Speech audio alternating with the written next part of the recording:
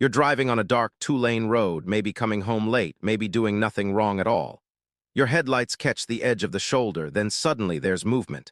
Not a warning, not time to think. Just a deer stepping straight into your lane like it came out of nowhere.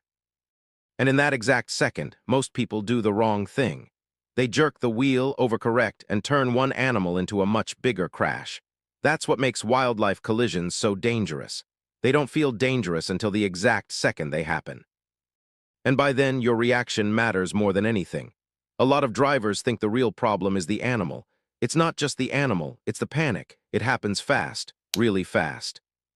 1 second the road looks empty, the next second you're making a split-second decision with almost no visibility and almost no time. And if you panic for even a second, things go downhill. I'm not saying you can avoid every collision. Nobody can promise that. But there are a few survival-focused habits that can seriously cut your risk, and just as important, stop you from making a bad situation worse. If you want real-world driving tips that actually help in situations like this, subscribe, because this stuff matters way more than people think. The first thing is knowing when and where this is most likely to happen. Wildlife collisions aren't random in the way people imagine. They're more likely on rural roads, wooded roads, roads near fields, water, or areas with deer crossing signs. And the big one is low light. Dawn and dusk are trouble.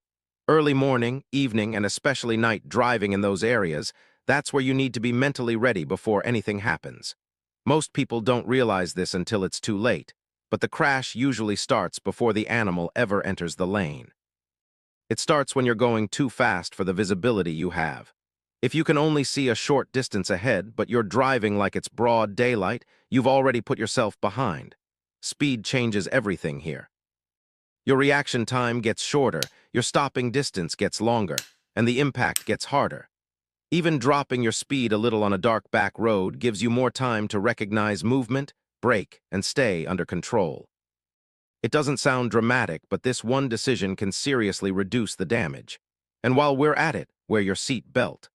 I know that sounds obvious, but in animal-related crashes, the first impact isn't always the only impact. A lot of severe injuries happen when drivers lose control after the initial moment, leave the road, or hit something else. The belt matters. Now this is where most drivers mess up. They look straight down the middle of the road and nowhere else. At night, that's not enough. You need to scan the road edges too. Look beyond your lane. Look for movement near the shoulder. Look for glowing eyes.